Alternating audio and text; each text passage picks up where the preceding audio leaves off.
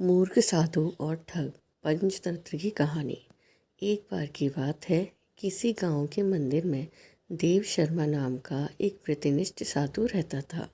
गांव में सभी लोग उनका सम्मान करते थे। उसे अपने भक्तों से दान में तरह तरह के वस्त्र, उपहार, खाद्य सामग्री और पैसे मिलते थे। उन वस्त्रों को बेचकर साधु ने काफ़ी धन जमा कर लिया था।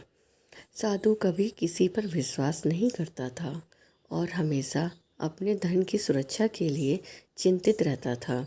वह अपने धन को एक पोटली में रखता था और उसे हमेशा अपने साथ लेकर ही चलता था। उसी गांव में एक ठग रहता था। बहुत दिनों से उसकी नज़र साधु के धन पर थी।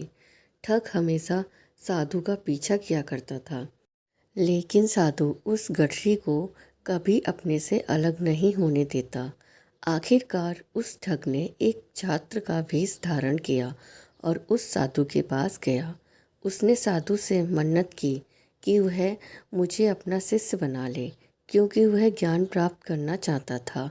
साधु तैयार हो गया और इस तरह से वह ठग साधु के साथ ही मंदिर में रहने लगा। ठग मंदिर की साफ सफाई से लेकर अन्य सभी कार्य भी करता था और ठग ने साधु की खूब सेवा की और जल्दी ही उसका विश्वास पात्र बन गया।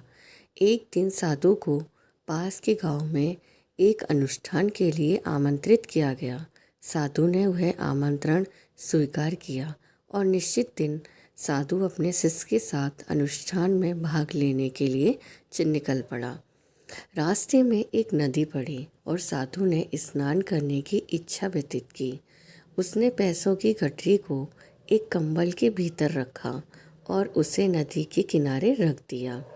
उसने ठग से सामान की रखवाली करने को कहा और खुद नहाने चला गया। ठग को तो कब से इसी पल का इंतजार था। जैसे ही साधु नदी में डुबकी लगाने गया, वह रुपयों की गठरी लेकर चंपत हो गया। शिक्षा: किसी अजनबी की चिकनी चुपड़ी बातों में आकर ही उस पर विश्वास नहीं कर लेना चाहिए। ये कहानी आपको कैसी लगी? अगर अच्छी लगी हो तो लाइक, शेयर एंड सब्सक्राइब करना ना भूलिए। कहानी सुनने के लिए धन्यवाद।